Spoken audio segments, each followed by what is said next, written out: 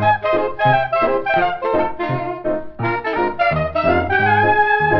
everyone, welcome to Our Future 101. Today I have Connell here. He is a first year engineering student at York University. So Connell, tell me a bit about yourself. So as you said, I'm a first year engineering student, or at least I was supposed to be a first year engineering student. But due to me not disclosing my vaccination status, I have been de-enrolled from all of my classes. When around did that happen? Towards the end of the first semester, because I was allowed to take those ones, but then I was not allowed to partake in my courses for the second semester. Wow. Yeah. That's tough. Yeah, so I've been barred from those classes. I've been barred from enrolling in any new classes as well. Oh, so they're like punishing you from staying Absolutely, in those in-person yes. classes. So you can't even enroll in online classes. No. Does no. York University have a restriction on online classes for students who don't disclose? Yes, they do. So you can't even take online classes as a No, student? I'm not allowed to enroll in any classes. Is that because you were in in-person classes beforehand, or is I was not in in-person classes. No. They deregistered you from online classes? Yes, I was in online classes for the fall semester, and then once those were done, they completely de-enrolled me from all of my classes and barred me from enrolling in any new ones. Wow. And then as soon as they did that, they allowed the students who are supposed to be in person to go online and take their classes online, because we went back into lockdown. That's not very fair at all. Yeah. Wow. Mm-hmm. So how did that affect you? Like when you were deregistered like that, how did you feel? It affected me a lot. What was the big thing that happened to you? Like, what was your first initial reaction? It hurt. It felt like you'd been betrayed, because, I applied to this school and they let me in, and I've paid them and I've taken their classes, and then they just threw me out to the side and said, "We don't want you anymore." Yeah. You feel like you matter less than all the other students. Absolutely, there. yeah. And it's like, who says you don't matter as much? Just the admin of the university. Yeah. And it's, they're online classes. So what is the argument that they have against you? Absolutely. Like, I'm not posing a threat to anyone if I'm online. But they did not allow me to take online classes. And then they allowed in-person students to take online classes. They're just punishing you for no reason. Yeah, it feels like punishment. It doesn't feel like it's about health anymore. Yeah, no. In a way, it never was. That's the unfortunate truth. Yeah. Yeah. So how did, obviously you're in a social circle and everything, and people in your life probably started to find out about you not disclosing and how that affected you. And how is this decision you made to not disclose, how has it affected your life in the bigger term, absolutely. outside of school? I've been almost ostracized by my family and my friends. Yeah, everyone. My family tried to make me get the shot, and when I told them that I wouldn't, they tried to force me to get the shot. But I stayed firm, because that's not something that they can do. And yeah, I was almost completely ostracized by my own family for this. Wow. Yeah. That's insane. Mm-hmm. May I ask what led you to such a strong conviction, if you feel comfortable sharing? Well, I did my research, I did the science, and Mm-hmm. I saw I don't want to get this shot. So when my family told me, like, they booked me an appointment is what happened. And then I told them I don't want the appointment because I don't want the shot. And they freaked out on me for months and months. They booked this appointment without your consent? Yes. And you're a legal adult? Absolutely, yes. Wow. So you feel like you don't trust your family all of a sudden. Your family's betrayed you. They don't. Yeah. They didn't respect my choice at all. They to this day they're very upset about it. And it really hurts to see this happen because of just a medical choice that you made. It's not like this with any other choice. So it's very strange to see and to experience.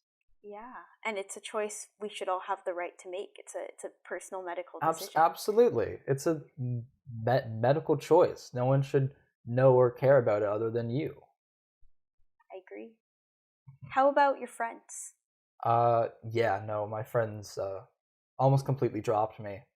You know, they moved on to other universities, but even like the summer before we left, after the shot, after like everyone had kind of gotten the shot and I didn't, they completely cut me out. All of my friends from high school. Because of your decision? Yes. Because they didn't agree necessarily, or were they afraid of you? I'm not sure if it was fear or just they didn't agree and they didn't want to associate with me. But either way, they've completely cut me out. Wow. Mm-hmm. People you've known for so long. Yes. Some of my closest friends from like elementary school even completely cut me out of their lives because of this. So sad. I'm so sorry to hear that. It's unfortunate that that's a common experience here in CSONT. It seems to be common, which is the crazy thing. Like, you think my story would just be, you know, that one that's just extra crazy, but it seems to be happening to everyone. No, and they want you, you know, a lot of the time, you know, we feel so alone in our convictions. And that's kind of what, you know, the outside sources want, like the university. They don't want you to know that there are other students like you. So you feel so alone. Wow, I have no friends. I'm the only one like me.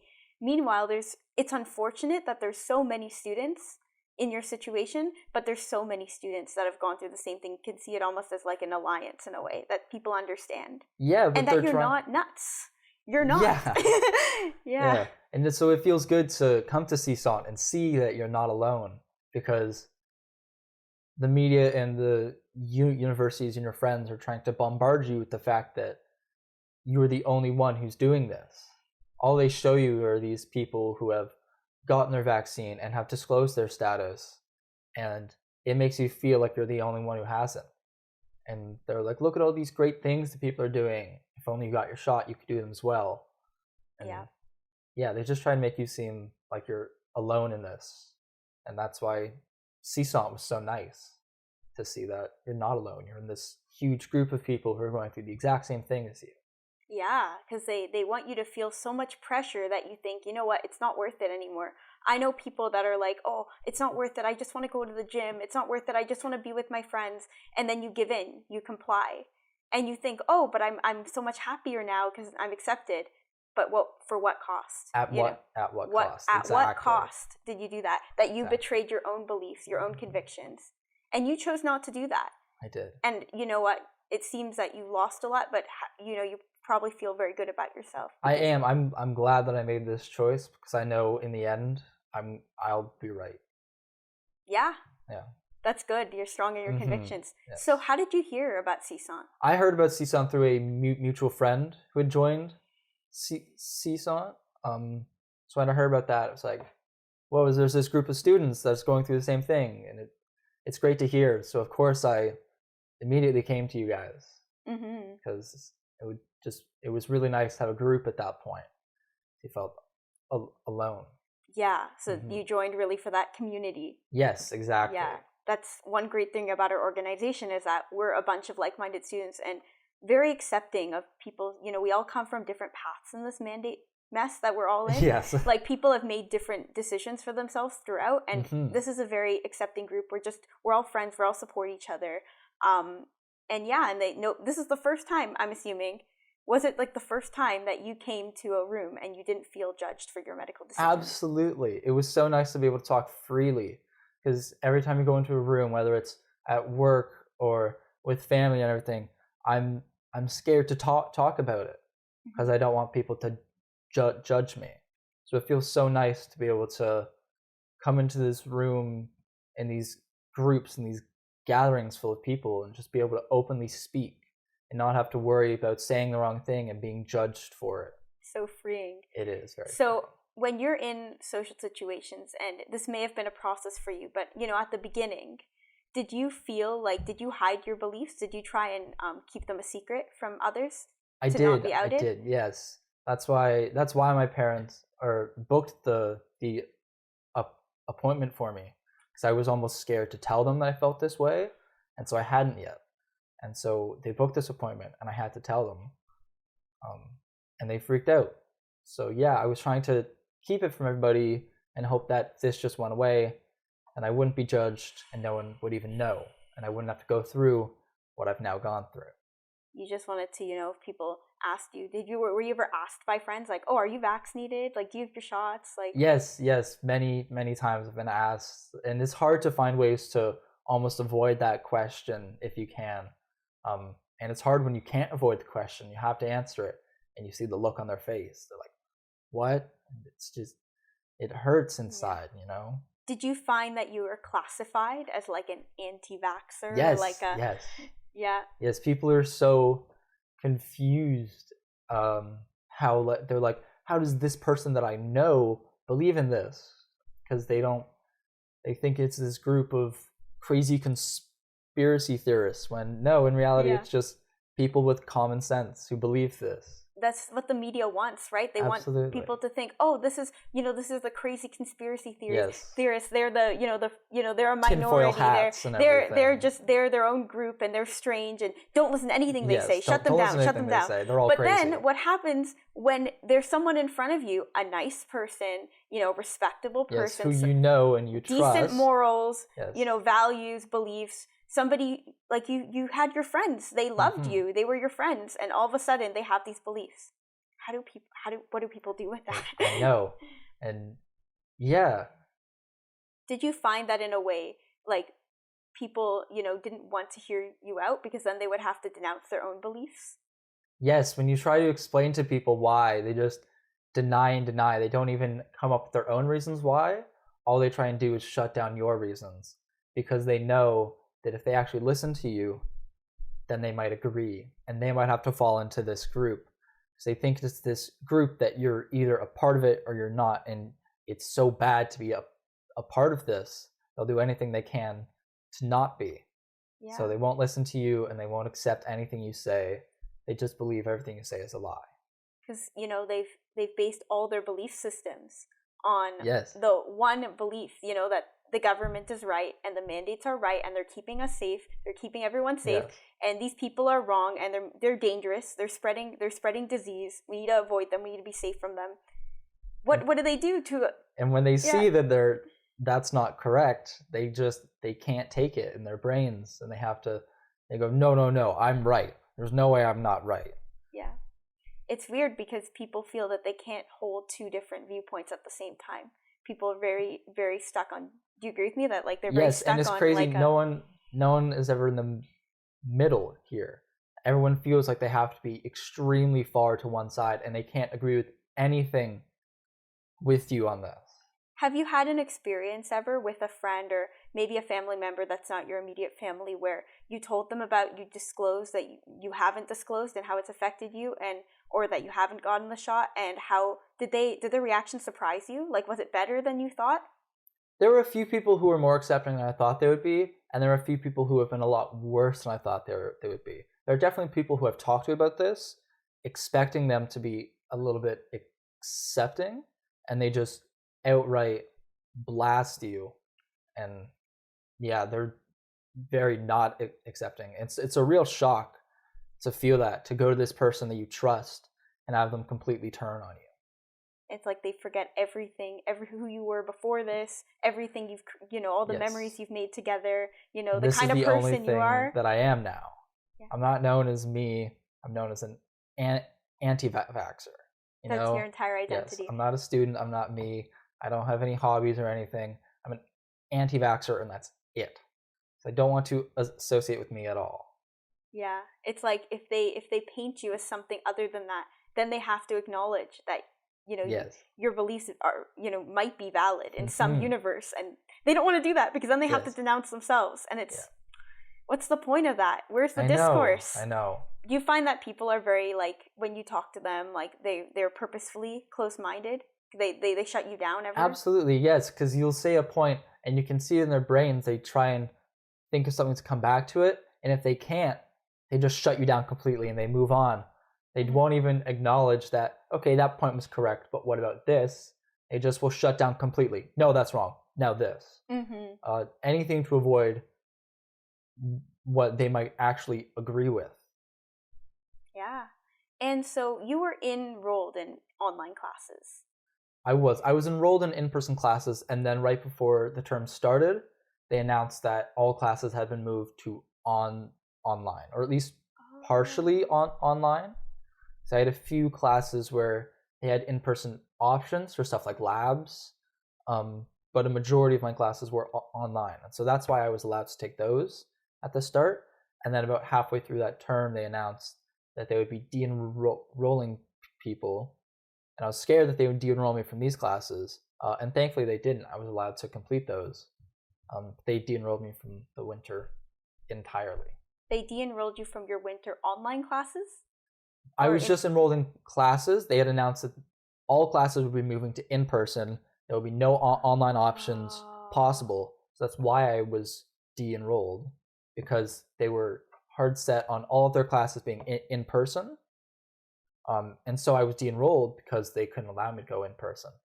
But then as soon as the semester started, we went into lockdown and they announced that all classes were moving back online. So I was basically de-enrolled for zero reason whatsoever. So yeah, when those classes were moved online, they still wouldn't let you take them, even though they were online. No. Have those classes moved in person since? I'm not sure. They've completely shut me off, so I don't have any information about what's going on in my classes at the moment. What's it like being what is it like as a York student being a deregistered student? Like, are you able to access platforms or anything, or are you completely shut off? I can still access platforms, but I cannot enroll in classes or take classes. So I can still access a few things because I'm still technically a York student, but I've been completely barred from continuing my education at all. Wow. And I mean, so you were in online, right? Everyone was in online first semester. Like, online education itself, it's not the best quality education. It's very hard. I've always been an academic person. I did very well in high school, and that's why I went into engineering, and I struggled a lot. I failed 2 classes in my first term because I struggled so much with being online, because it's just so hard to learn like that. Yeah, it's not the same as being in person. Mm-hmm. A lot of CSONT members, that had the option to do either in person or online, chose online options, because they're able to. And it's just a pity because, online school, like you said, it's really difficult for a lot of engineering classes. Difficult. Yeah, it's not necessarily the way out either, because, if we, just accept online classes and don't try, you might be in online classes because it's your only option, but if you're also not fighting to be in in-person classes in the next semesters, it's not necessarily the way out. It's not equal education. Yeah, it needs to be equal. Everyone needs to have the same opportunities. For sure. What was your main drive in joining CSONT? Was it you were deregistered and that fueled your anger, or was it prior to that you joined? It was after that I joined. So it was mainly I wanted to get back in, and I wanted to change these schools' minds to allow me to enroll. But yeah, I'd say the main reason I joined CSONT was for that community feeling. Mm-hmm. That feeling of belonging to a group. Yeah. Because, you no longer belong to all these classes, and you don't get to meet people through that, or go to campus and meet people there. Mm-hmm. So it's hard. You feel alienated almost entirely. So you don't have a group you belong to. Yeah, for sure. And when you joined CSONT, were you I'm not gonna comply, I'm not gonna were you very set on going full in, or did it take time for you? It took some time at the start for me to get to this point, but at this point, definitely I'm very set. I will not comply. Yeah, but it definitely did take some time, because it's such an alienated thing. If you come from a background of not being on this side of the issue, it's very hard to change your entire belief and go to this side of the issue. But after all the things I had seen and read and learned about it, it was impossible to not be on this side. Yeah, it's in a way, the truth is, it's like a cursed gift in a way. It is, absolutely. Once you the curse of knowledge. Yeah, because once you can't be asleep anymore, then you have to fight, and it's it would be all the time. I think I wish I had just been ignorant from the start. It would be so easy, I'd be in classes, I'd have friends and everything. But as soon as you learn, there's no other option. You can't go back after you've learned that. Yeah. So tell me about how it was for you joining CSONT. Like, tell me about, how you started out and where you are now. It was nice. I haven't been a part of it for a super long time. So to start, I went to a Change My Mind rally at York, at my school. And through there, I joined all the groups, and I've met some people through there, and I've gone to a few more CSONTs. And obviously now I'm here. It's very nice. So yeah, it's been a great experience. It's a great organization to be a part of. What part of CSONT do you like? Like, what stuck out to you? I like the fact that, there's a group of people you can be friends with, and you can go to these places and actually be with them. And yeah, you're all trying to do the same thing. Isn't it nice to just walk into an event, whatever it is, social or Change My Mind, and you just look around, all of these normal students that are like you. All of a sudden you're like, I'm not nuts. Absolutely. You felt, the way you describe it to me, that you spent so long feeling like you were the only one. And you were like, I wish I was ignorant. And all of a sudden you see how many other students are like you. Are doing the same thing, and you go, oh, this is much better. Yeah, you felt that it was much better. It's much better. Yeah. So now do you still wish, in a way, that you were asleep? Not as much, no. No, I'm very happy with where I am now. At the start it was hard. Once you had lost everything, now I've gotten used to it, and I know that there's this group of students who have gone through the same thing, and I belong in this group. So yeah, I'm very happy with where I am now. That's great. That's really great. Yeah. Did you have anyone in your life at the beginning that was on your side, before CSONT? Very few. There was one person who took me in. My girlfriend agrees with me on this, so it was very nice to have her with me on this issue. But other than that, almost no one. But did you find that your girlfriend was a support for you? Absolutely, yes. It was very nice to have that support to get me through it. Those times when you're just like, I wish I had just gotten the shot and done this, and I would be okay. So it's nice to have that support to get you through those tough times. And you felt like you weren't with somebody you could be yourself, because the way you describe it to me, with your friends, you were trying to be someone else. You were pretending to be like them. Yes. With one person, your girlfriend, you could be authentic. Absolutely, and it's a very nice feeling. And your girlfriend's in this group. She came with you. Yes, she's actually the one who got me into this group. Yeah, so our viewers will know that. So this is, can I mention her by name? Oh, yeah. So this is Reagan, who was on the podcast, actually. A few episodes ago, she was here. Did you join together? Or? Yes, we did. She had found out about it before I did, and so she had kind of been a part of it. And then she decided to go to one of the Change My Mind rallies, and I wanted to go with her. So it was kind of there that I really learned about the group. And ever since then, I've been a member. That's really cool. So she brought you. Yes. Yeah, that's really cool. So you had a companion in it. Absolutely, yeah. That's awesome. I didn't go in blind, which was nice. That is nice. What's your favorite part? Oh, you said the community. Yeah. Are there other things any experiences that you've had at CSONT that have really, changed your perspectives on things? The Change My Mind rallies are a really nice place to be, because you get to talk to these students and literally change their minds. You see people come up and they start off with this set mindset, I can't believe you're doing this. And you're like, just talk to us for a minute. And they do, and at the end, they've literally completely changed their minds, and they realize, oh my God, these things are actually happening to people. I had someone come up to me at the last one. He was talking to me, and I told him that I'd been de-enrolled from my classes, and you saw the look of surprise on his face. He went, what? I was like, yeah, I've been de-enrolled. And he was like, they can do that? Yeah. And I was like, they absolutely can, and they have.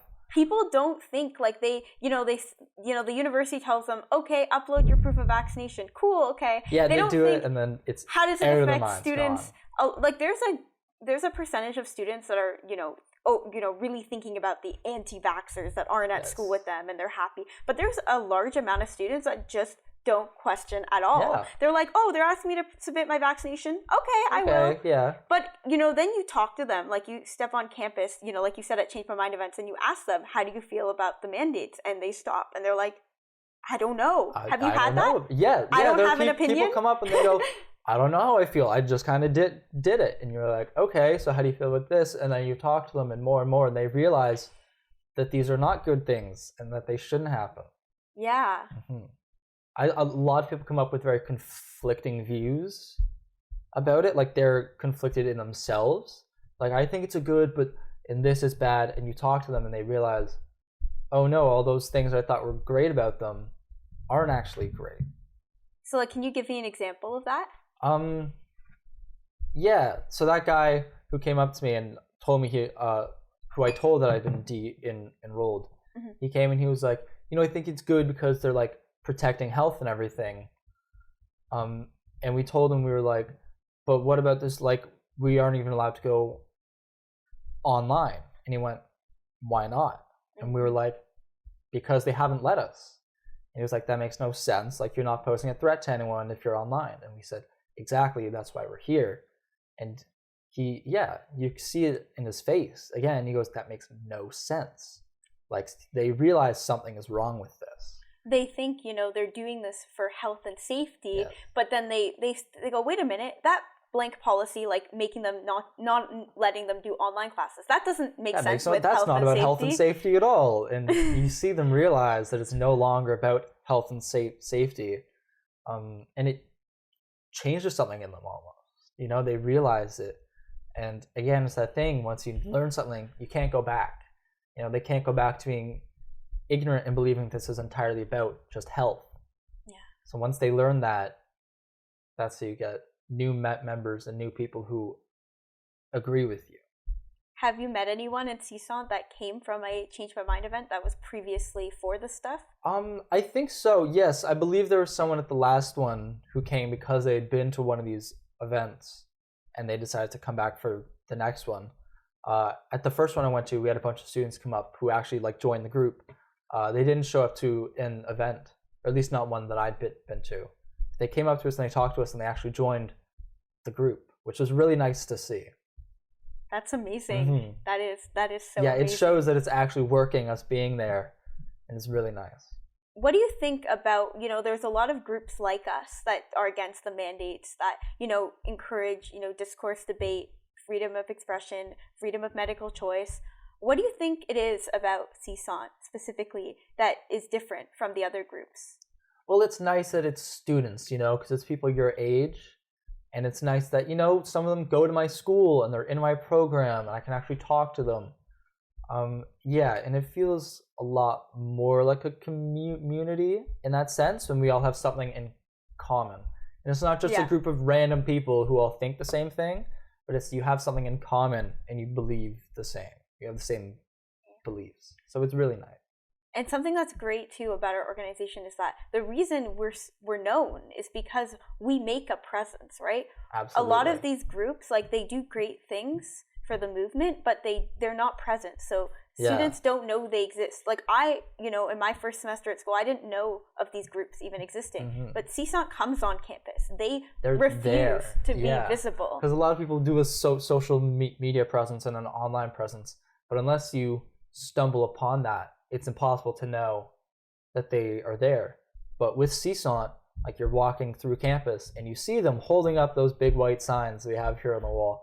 Yeah. And you see them and you oh, whoa, there's a group that I belong in. And it's really nice because, again, we're there and we can actually make an impact on students. Because a lot of people, even if they're online, they see these groups come up and it's so easy to just swipe away and ignore it.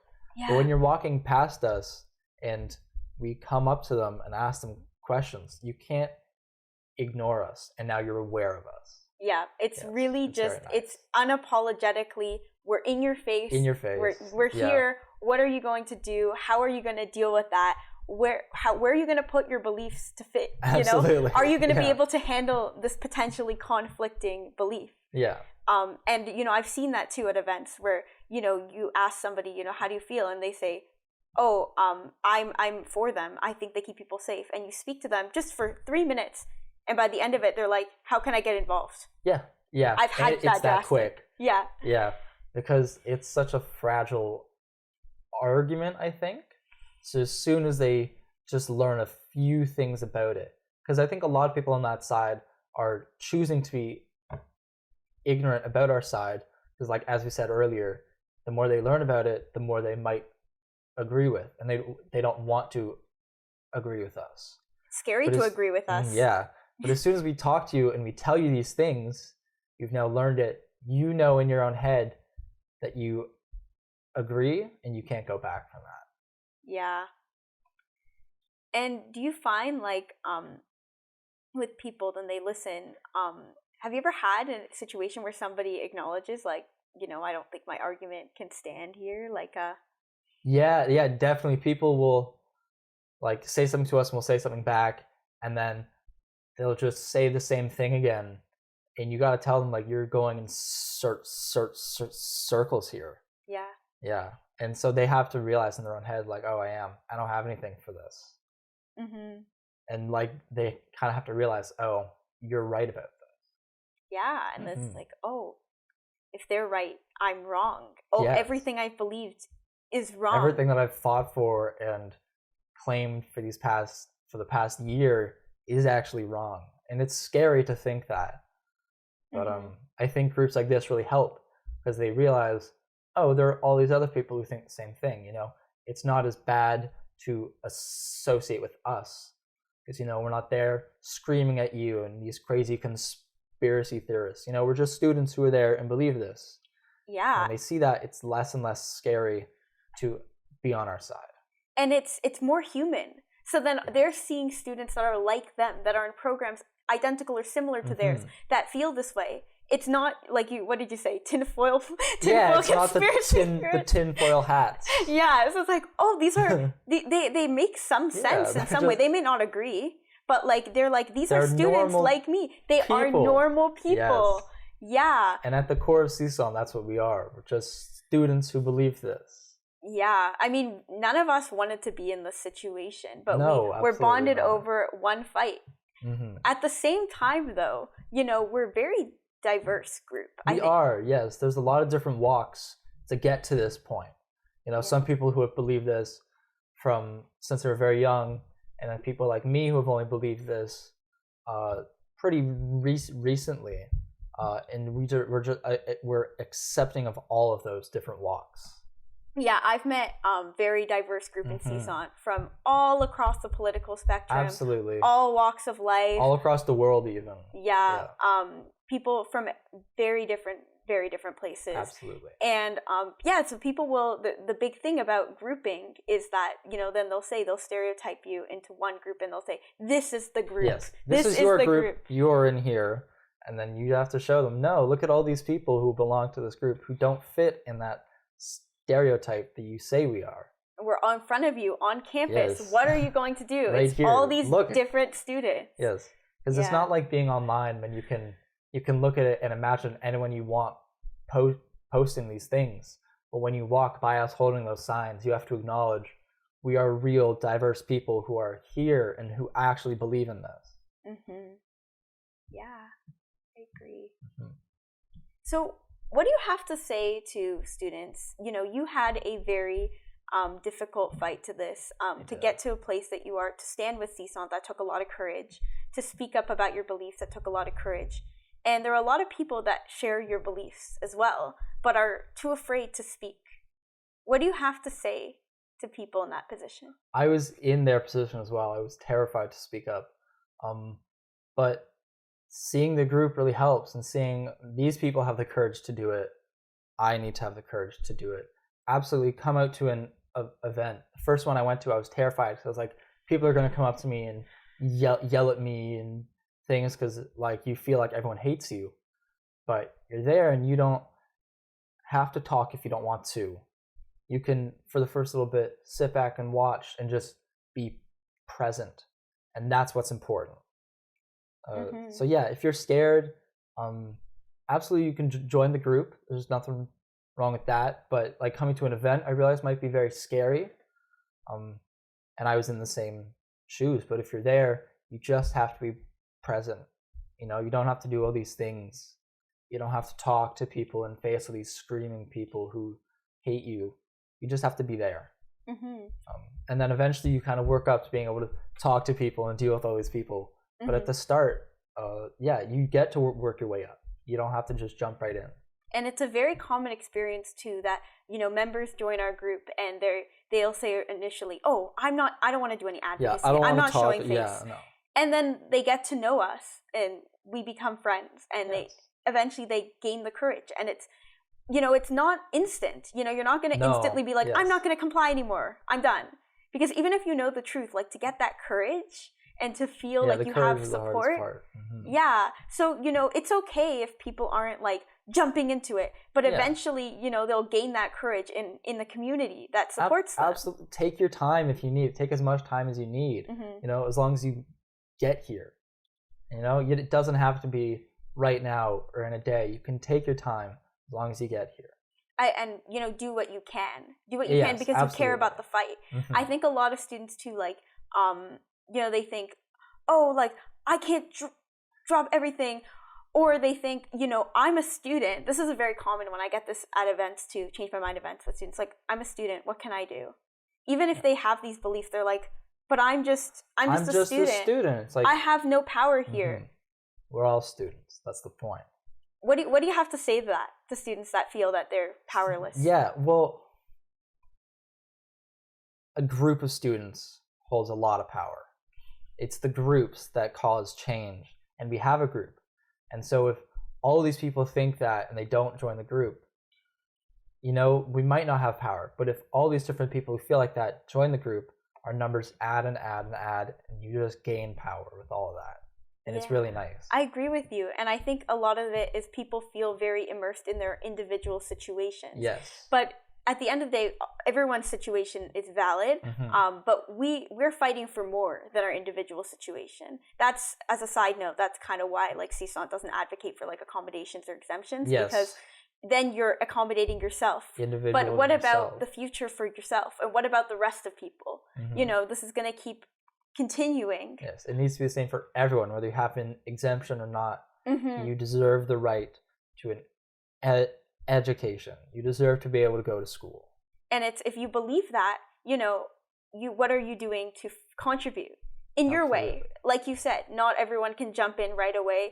You know, people have to, you know, protect like their mental health, and they're, you know, sometimes they're not safe in where they're living. If they're living with people that are very like against it, maybe they have to be more careful. But at the end of the day, you know, what are you doing to change minds, to change your reality, to empower yourself? How did it feel, you know, to start speaking as a part of this organization? It's liberating.